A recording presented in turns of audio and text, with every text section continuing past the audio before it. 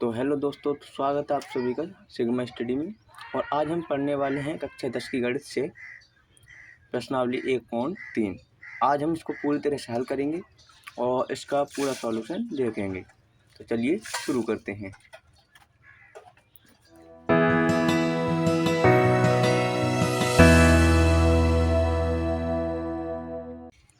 आप आ गए हैं प्रश्नावली 1.3 पर, और जिसमें आज पहला सवाल है कौन सा, सिद्ध कीजिए कि, पहला सवाल है कि सिद्ध कीजिए कि √5 एक परमेय संख्या है।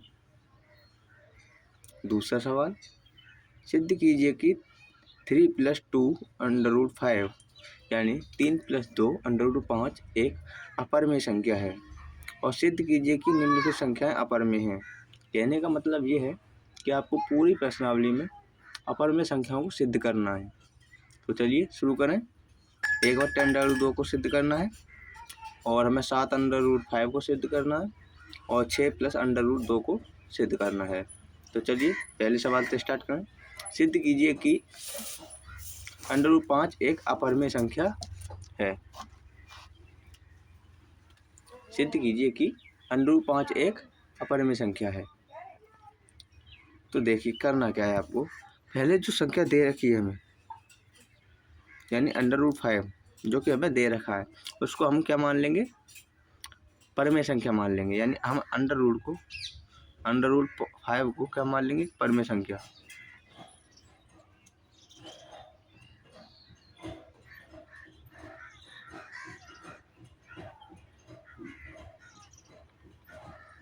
सबसे पहले हम इसका उल्टा मानते हैं। जैसे √5 है ना, तो वैसे तो ये एक अपरमेय संख्या है, लेकिन हमें सिद्ध करना है ना, तो इसके लिए हम क्या करेंगे, इसके ठीक विपरीत इसको हम मान लेंगे कि √5 एक क्या है, परमेय संख्या है। तो इसको हम किस रूप में लिख सकते हैं, परमेय संख्या क्या कहती हैं, परमेय संख्या कहती हैं कि जो भी संख्या जिसको हम P/Q के रूप में लिख सकें तथा Q बराबर 0 ना हो, उसे हम कहते हैं परमेय संख्या।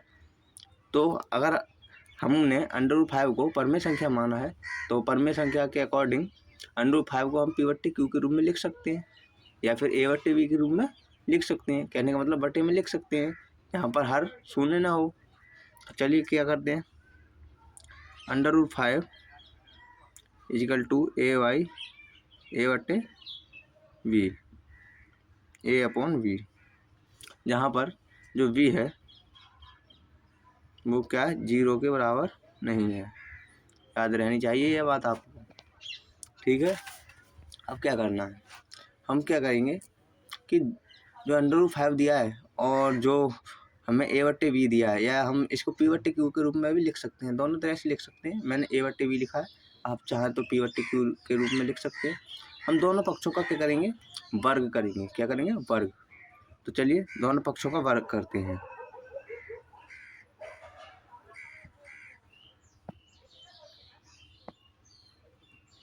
हम दोनों पक्षों का क्या कर लेते हैं, वर्ग। यानी √5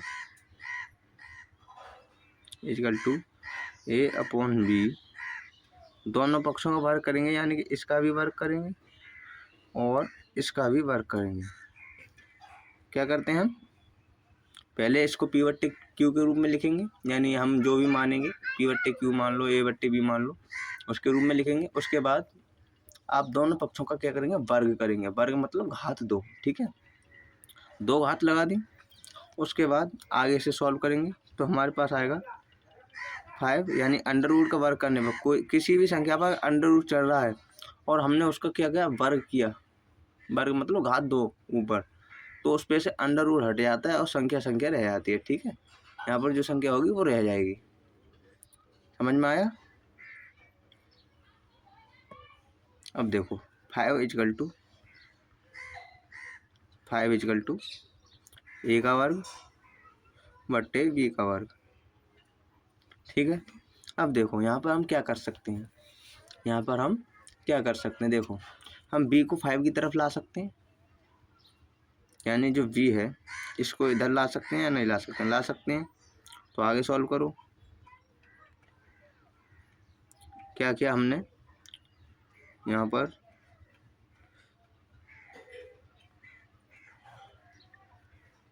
यानी कि 5b का होल वर्ग इजिकल टू a का होल वर्ग, a का होल वर्ग। अब देखो यहाँ पर जिस समीकरण हम पहला मान लेंगे, ठीक है। क्या करना है आपको, हमने प्रमेय पढ़ी थी एक, प्रमेय 1.2 सॉरी 1.3, लेकिन प्रमेय 1.2 ही है, नई किताब में पुरानी में 1.3 है, जो कि है हमारी अपन में संख्याओं का पुनर्भ्रमण वाली जो हेडिंग है, उसके नीचे जो आपकी किताब में दी है प्रमेय, जो कि अंकगणित की आधारभूत प्रमेय पर आधारित है। वो प्रमेय क्या बोलती है, यदि कोई संख्या p किसी संख्या a के वर्ग को काटती है, जैसे मान लो मैं यहाँ पर लिखकर बताता हूँ, जैसे कोई संख्या p है, अगर वो a स्क्वायर को विभाजित करती है इसको, तो ये जो p संख्या है वो a को भी विभाजित करेगी, ठीक है। यानी ये 5 है, ये अगर इसके लिए विभाजित करता है तो ये 5 केवल और केवल a को भी विभाजित करेगा। समझ में आया आपके? अगर कोई संख्या किसी के वर्ग को विभाजित करती है तो वो उसको उस संख्या को भी विभाजित कर सकती है। समझ में आ रहा है आपके? आना चाहिए। आगे क्या करते हैं, अब देखो इसके अकॉर्डिंग, प्रमेय के अकॉर्डिंग क्या हुआ कि यानी 5 जो है वो a को विभाजित कर सकता है। क्या कर सकता है? a को विभाजित कर सकता है, पूर्णतः विभाजित, ठीक है। यानी कि a स्क्वायर 5 से विभाजित है। अब देखो क्या करना है, अतः क्या होगा, हम 5 से अगर किसी में भाग देते हैं, तो मान लो यहाँ पर a में भाग देंगे 5 से, तो यहाँ पे कुछ ना कुछ भागफल आएगा, नीचे कुछ ना कुछ शेषफल आएगा, आएगा ना आएगा। तो देखो इससे अगर भाग देंगे, ठीक है, तो अगर भाज्य बराबर भाजक गुणा भागफल लिख सकते हैं, भाजक गुणा भागफल प्लस शेषफल लिख सकते हैं, नहीं लिख सकते। अंकगणित की आधारभूत प्रमेय से पहले जो है हमारी यूक्लिड विभाजन प्रमेय के अकॉर्डिंग, यानी भाज्य बराबर भाजक गुणा भागफल लिख सकते हैं। तो अगर देखो, अगर ये भाज्य है a स्क्वायर, और यानी a को भाज्य मान लो, क्योंकि अगर a स्क्वायर कट रहा है तो a भी कट जाएगा प्रमेय के अकॉर्डिंग। तो अगर ये भाज्य है a स्क्वायर और 5 क्या है भाजक, तो कुछ ना कुछ भागफल भी होगा। अगर हम मान लें कि a स्क्वायर पूर्णतः विभाजित है, पूरी तरह से कट रहा है, ठीक है, तो शेषफल 0 हो जाएगा, लेकिन कुछ ना कुछ भागफल जरूर होगा। अब क्या करते हैं, हम 5 की गुणा में भागफल को लिख लेते हैं। क्या करते हैं, 5 की गुणा में भागफल को लिख लेते हैं। यानी हम कह सकते हैं कि a बराबर 5, अब भागफल को कुछ मान लीजिए, मैं c मान लिया, आप जो चाहें वो मान सकते हो, ठीक है। मैंने क्या मान लिया, c मान लिया। यानी यदि यहाँ पर लिखे देता हूँ, यदि a पूर्णतः विभाजित है,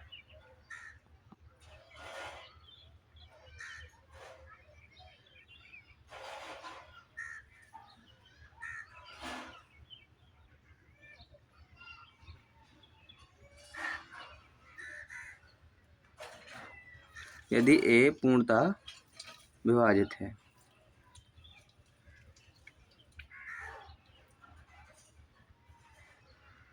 तो क्या होगा, तो हम लिख सकते हैं a बराबर, क्या लिख सकते हैं, 5 इंटू, यहाँ पर हम मान लेते हैं c। अब देखना यहाँ पर मैं लिखे देता हूँ c क्या है। यहाँ पर जो c है वो क्या है, यहाँ भागफल, समझने के लिए, ठीक है। c क्या है, भागफल है।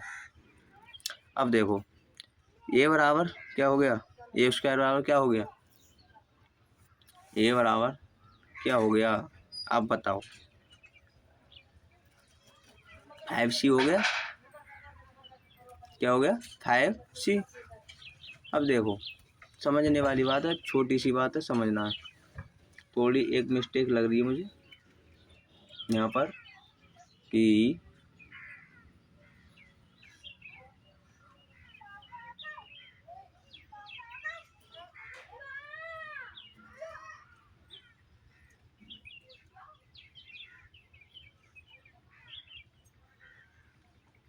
अब देखो कुछ नहीं करना है आपको, आपको एक चीज़ ध्यान देनी है। अब हमारे पास एक नया समीकरण बन गया,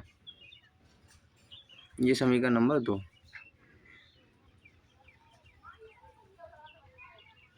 समीकरण नंबर 2 मैंने यहाँ बताया, अगर 5 ए स्क्वायर को विभाजित करेगा तो ए को भी विभाजित करेगा। आपकी किताब की जो प्रमेय दी है अंकगणित की आधारभूत प्रमेय पर आधारित, उस प्रमेय के अकॉर्डिंग। अब देखो करना क्या है। अब ए बराबर हम क्या लिख सकते हैं, 5c लिख सकते हैं या नहीं लिख सकते हैं। अगर हम ए का मान ये 5c जो है उसको किस में रख दें, समीकरण 1 में रख दें। किस में, समीकरण 1 में रख दें, तो हमारे पास क्या निकल के आता है उस बात पर ध्यान देना, ठीक है। ए का मान समीकरण 1 में रखने पर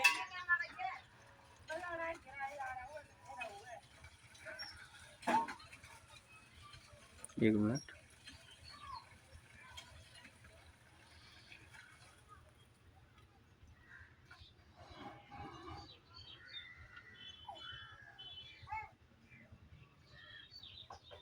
मैं थोड़ा टेक्स्ट लिख देता हूँ।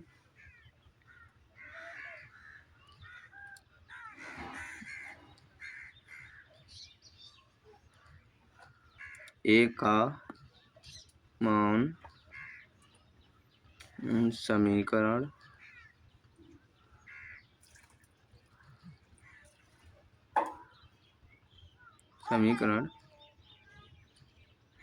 सॉरी एक मिनट, और समीकरण 1 में रखने पर, ए का मान समीकरण 1 में रखने पर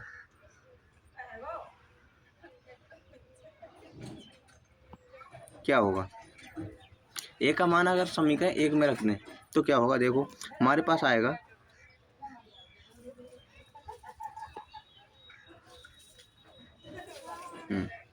हमारे पास आएगा वाला पिछला समीकरण क्या था ये, हाँ 5b बराबर ए स्क्वायर, यानी 5b स्क्वायर बराबर 5b स्क्वायर बराबर ए स्क्वायर,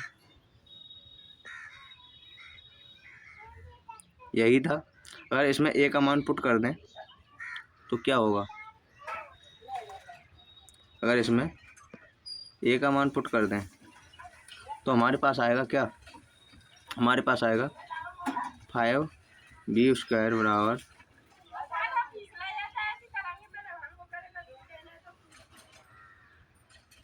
5c का होल वर्ग, यही आएगा। अब 5c का होल स्क्वायर करेंगे तो हमारे पास आएगा 5b स्क्वायर बराबर 5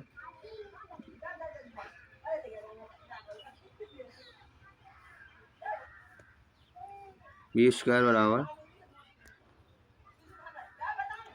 5c का यानी 25 पचम 25 और c का होल वर्ग, यही आएगा। अब देखो 5 से 25 कैंसिल, यानी पचम 25, तो हमारे पास क्या बचेगा, हमारे पास क्या बचेगा, यहाँ देखो हमारे पास बचेगा बी स्क्वायर बराबर 5c का होल वर्ग, यही बचा हमारे पास, ठीक है। अब देखो इसको समीकरण 3 मान लो,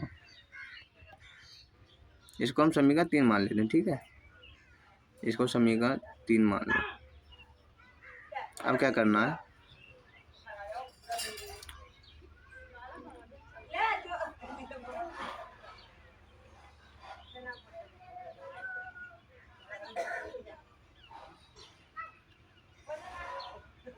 इसको समीकरण 3 मान लें। अब देखना समीकरण 1 व 3 से हमें क्या पता चला, समीकरण 1 व 3 से हमें क्या पता चला, यहाँ पर देखना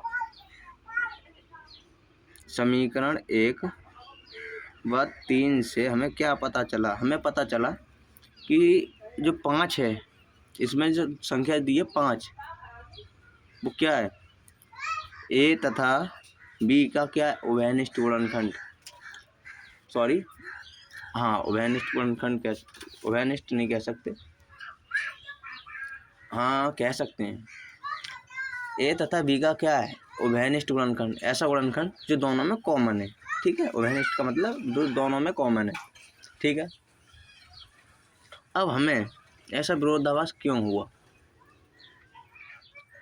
ठीक है, हम सोच रहे हैं कि हमें ऐसा विरोधाभास क्यों हुआ। हमें ऐसा विरोधाभास इसलिए हुआ, विरोधाभास का मतलब गलत आभास, जैसा रियल है उसका ठीक उल्टा महसूस होना, उसका ठीक उल्टा पता पड़ना। विरोधाभास क्यों हुआ? क्योंकि हमने संख्या को क्या मान लिया था? परमेय मान लिया था, इसलिए।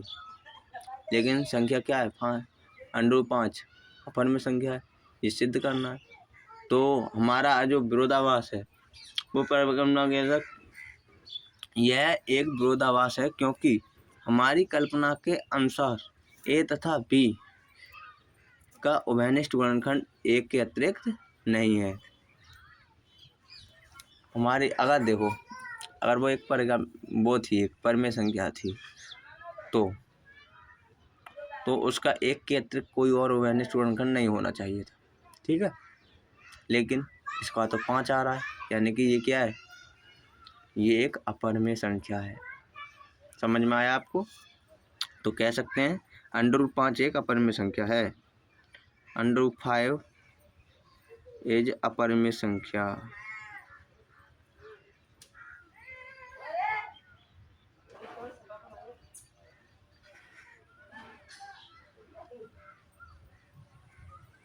समझ में आया आपको?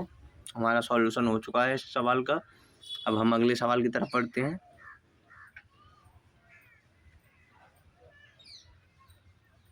लीजिए आपका पूरा सॉल्यूशन।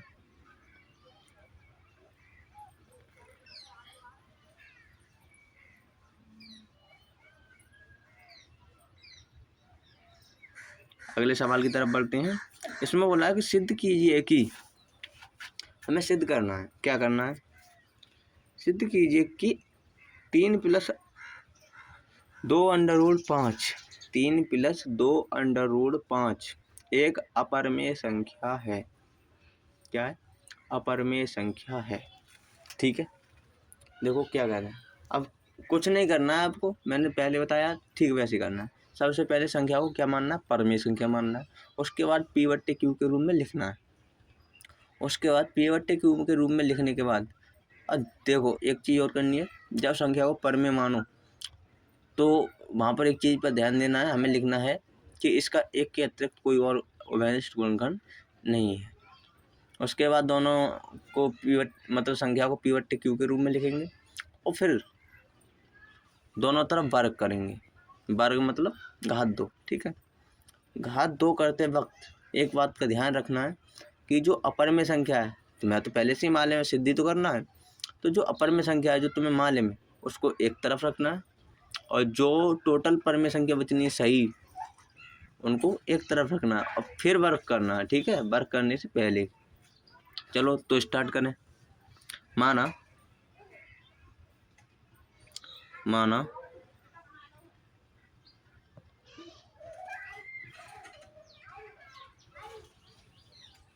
कि जो संख्या है क्या है? परमेय संख्या है।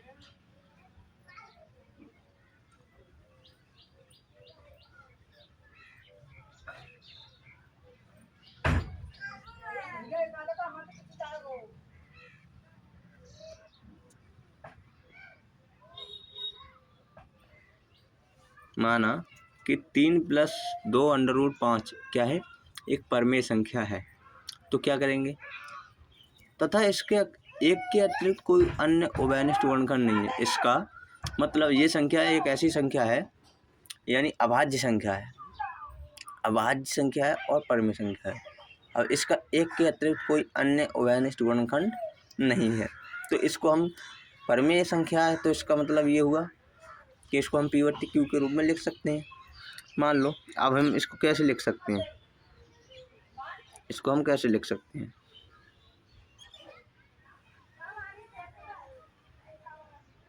इसको लिख सकते हैं हम कि 3 + 2√5 बराबर P/Q, जहाँ Q बराबर 0 नहीं है। समझ में आया? एक मिनट रुकना।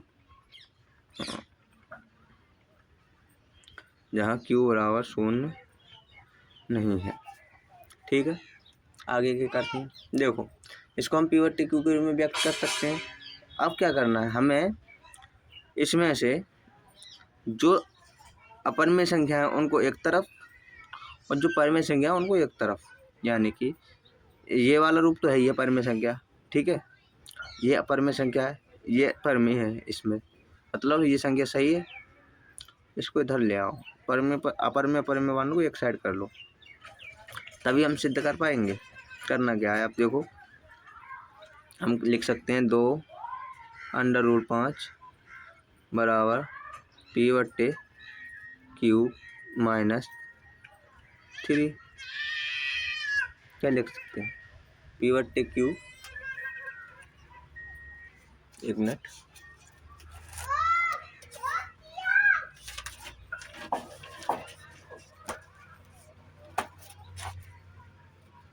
हाँ लिख सकते हैं हम P/Q - 3।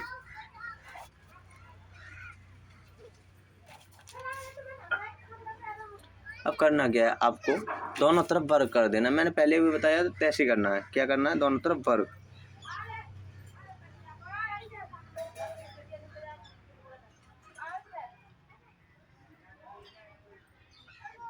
दोनों तरफ क्या करना है, वर्ग करना है आपको, यानी कि इसको लिखो ऐसे।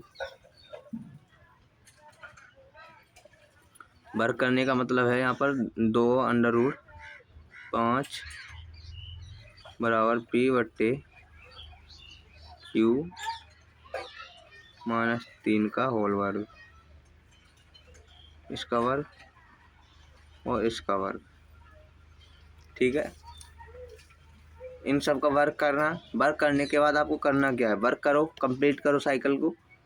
करना है यानी 2 दूनी 4, और मैंने बताया था कि संख्या पर अंडर वाली संख्या पर अगर वर्ग कर रहे हैं तो अंडर हट जाएगा, संख्या वैसी की वैसी होगी। यानी 2 × 5 बराबर P का वर्ग बट्टे Q का वर्ग P/Q का वर्ग।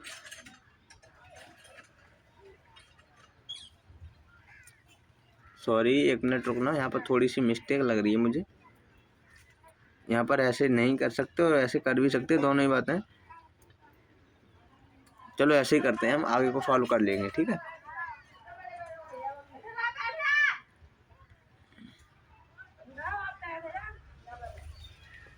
थोड़ा बैक कर लूँ।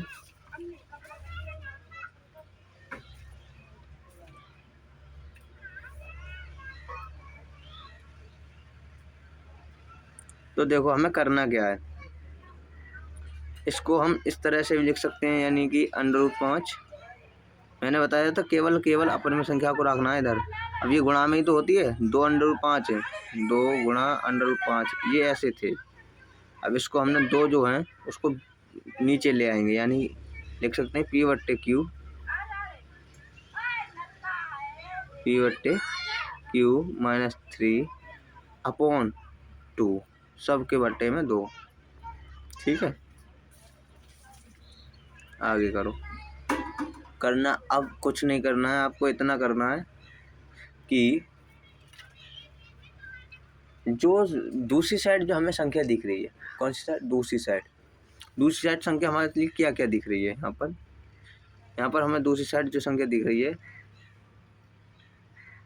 वो है ये वाली। एक तो P/Q - 3/2 और दूसरी संख्या है √5। ठीक है, हमें वर्ग करने की यहाँ पर आवश्यकता नहीं है, क्योंकि ये सवाल बिना वर्ग किए ही हो जाएगा। लेकिन अगर वर्ग करने की ज़रूरत पड़ेगी तो मैं बता दूंगा। ठीक है, देखो क्या करना है। अब देखो ये सभी क्या है, एक परमेय संख्या है, ये सभी क्या है, परमेय संख्या है। तो यानी इसका मतलब ये हुआ कि √5 भी एक क्या है, परमेय संख्या होनी चाहिए। यानी किसी के आगे बराबर का चिन्ह लगा है। अगर यहाँ 0 है, यहाँ पर 1 है, तो अगर ये परिमेय संख्या है तो ये भी परिमेय संख्या होनी चाहिए। अगर ये 0 है तो ये भी 0 है। कहने का मतलब ये है, बराबर है। अब करना क्या है आपको, ये लिखना है, कहना है कि P और Q पूर्णांक है, इसलिए √5 एक क्या है, परिमेय संख्या है। परंतु यह विरोधाभास, क्योंकि √5 एक क्या है, अपरिमेय संख्या है। हमें ये विरोधाभास हुआ कि √5 तो एक परिमेय संख्या है।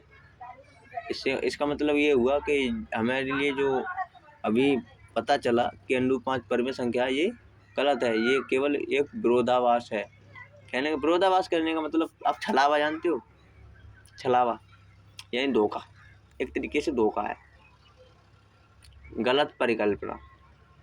हमने जो कल्पना की थी वो गलत है, मतलब वो उल्टी है। ठीक है, ठीक उल्टा। कहने का मतलब ये, जैसे मान लो कि आपने किसी को गाली नहीं दी, लेकिन किसी ने आपसे ठीक है ठीक उल्टा बोला, कहा कि आपने गाली दी, लेकिन आपने तो गाली नहीं दी है। तो ये क्या है, एक विरोधाभास है। समझ रहे हो? वैसे ही करना है। अब आगे देखो क्या करना है। परंतु यह एक विरोधाभास है क्योंकि √5 क्या है, एक अपरिमेय संख्या है। अतः ये कि 3 + 2 √5 क्या है, एक अपरिमेय संख्या है। आगे देखो, आगे करें।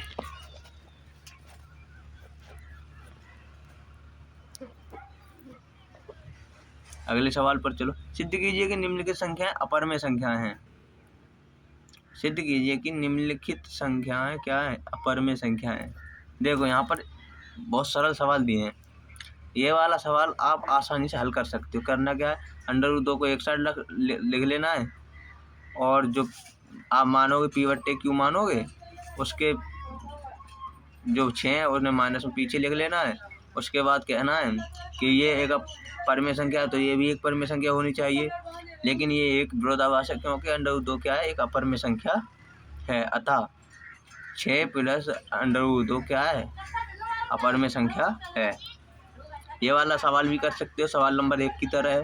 जैसे उसमें 5 √2 दिया था, ऐसे इसमें 7 √5 दिया है। आसानी से कर सकते हो। मैं इन दोनों सवालों को आपको होमवर्क के रूप में दे रहा हूँ, और अगला सवाल जो है बटे में, वो मैं आप खुद करके बताता हूँ। ठीक है, करना कुछ नहीं है। देखो, जो सिद्ध करने वाले सवाल है ना अभी, पर अपरिमेय संख्या सिद्ध करने वाले, उसमें आपको कुछ नहीं करना है। बस क्या करना है कि एक पक्ष को हमें परिमेय बना लेना है, परिमेय संख्या।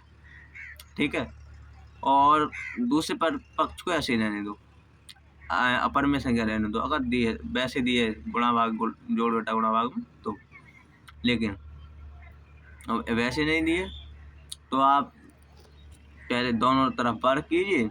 वर्ग करने के बाद अगर 2 संख्या दी हैं तो दोनों में का आवाज वैनिष्ठ गुणनखंड के रूप में विरोधाभास पैदा कीजिए। उसके बाद उसे अपरिमेय संख्या घोषित कर दीजिए। समझ में आया? अब देखो 1/2 √2, इसको सॉल्व करते हैं। 1/√2, इसको पहले क्या मानेंगे हम, परिमेय संख्या मानेंगे। तो क्या करेंगे, 1/√2 को क्या मानेंगे, परिमेय संख्या। 1 मिनट, हाँ, 1/√2 क्या है, ये क्या है, एक परिमेय संख्या।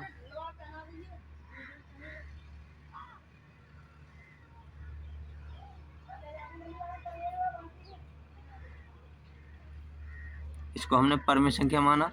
इसका मतलब क्या हुआ, इसे P/Q के रूप में लिख सकते हैं। P/Q बराबर 1/√2 लिख सकते हैं, नहीं लिख सकते हैं, लिख सकते हैं।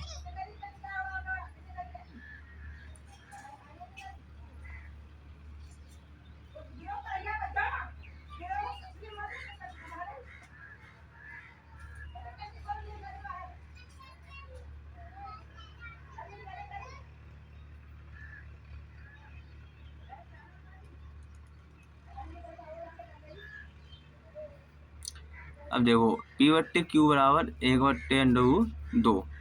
ठीक है, आगे क्या करेंगे हम, जो √2 है उसे एक लें, और जो P बट्टे Q है ना उसको एक लें कर लेंगे। कैसे करना है देखो, एक काम करते हैं, इन दोनों पक्षों को पलट देते हैं। पलटने का मतलब है उल्टा कर लेते हैं। इसको ऊपर कर दो, ऐसे पलट दो। इन दोनों पक्षों को क्या कर दो, ऐसे पलट दो। ऐसे मान लो कि आपके पास कोई ड्राम है,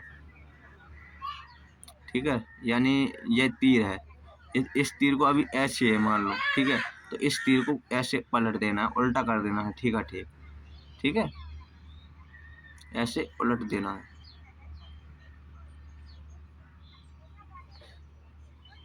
इस तरह से उलट दो।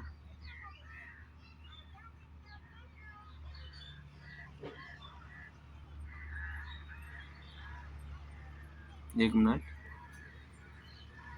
समझ में आया आपके? आगे देखो, हम इन दोनों पक्षों को पलटेंगे तो ये हो जाएगा Q बट्टे P, और ये हो जाएगा √2 बटे में केवल और केवल √2। अब देखो, चूंकि Q तथा P क्या है, पूर्णांक है। Q तथा P पूर्णांक हैं, इसलिए चूंकि Q तथा P एक परमेय संख्या है, दोनों पूर्णांक है तो परमेय संख्या ही हुई। अतः √2 भी एक क्या हो गई, परमेय संख्या हो गई। परंतु इस तथ्य का विरोधाभास है कि √2 क्या है, अपरमेय संख्या। सवाल में हमसे क्या दिया है, ये विरोधाभास तो है कि √2 क्या है, एक अपरमेय संख्या है। इसी को सिद्ध करना है।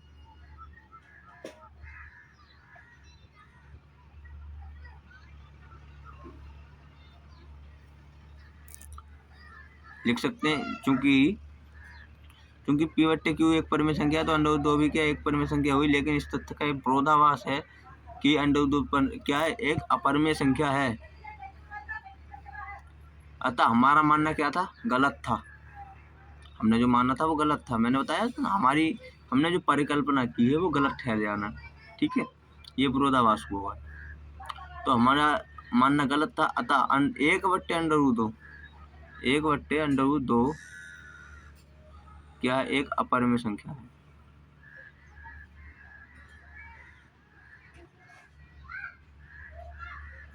अपरमेय संख्या है। समझ में आया आपके? सवाल बहुत सरल था। बाकी 2 सवाल आपको खुद से करने हैं, ये वाले, ये मैं आपको होमवर्क के तौर पर दे रहा हूँ। अगर आपको क्लास समझ में आई होगी तो आप स्वयं कर सकते हो। ठीक है, बाकी आपकी किताब में इस प्रश्नावली से पहले 2-3 उदाहरण दे रखे हैं जो कि बिल्कुल इन्हीं सवालों की तरह हैं। मैं आपको एक क्लास अलग से बना दूंगा जिसमें आप पिछली क्लास को देख लीजिएगा, जिससे आप उदाहरण को लगाना सीख जाएंगे। सवालों पर उदाहरण कैसे अप्लाई करते हैं मैं आपको एक वीडियो अलग से बना दूंगा, जिससे आप समझ जाओगे कि वीडियो मतलब उदाहरण को सवाल पर कैसे अप्लाई करते हैं, जिससे क्या होगा, आपकी गणित आसान हो जाएगी। यानी कि जब से आप उदाहरण को सवाल पर लगाना सीख गए, तब से आपको मैं गारंटी के साथ कह सकता हूँ कि वीडियो देखने की बहुत कम आवश्यकता पड़ेगी। आपका गणित में इंटरेस्ट बढ़ जाएगा। बाकी फालतू की बकवास मुझे पसंद नहीं। तो ठीक है, आज की क्लास यहीं पर समाप्त होती है। ये प्रश्नावली बहुत ही छोटी थी जो कि मैंने आपको हल करा दी। तो चलिए क्लास को एंड करते हैं, और बहुत बहुत धन्यवाद आपका जो आपने क्लास अंत तक देखी। Thank you very much.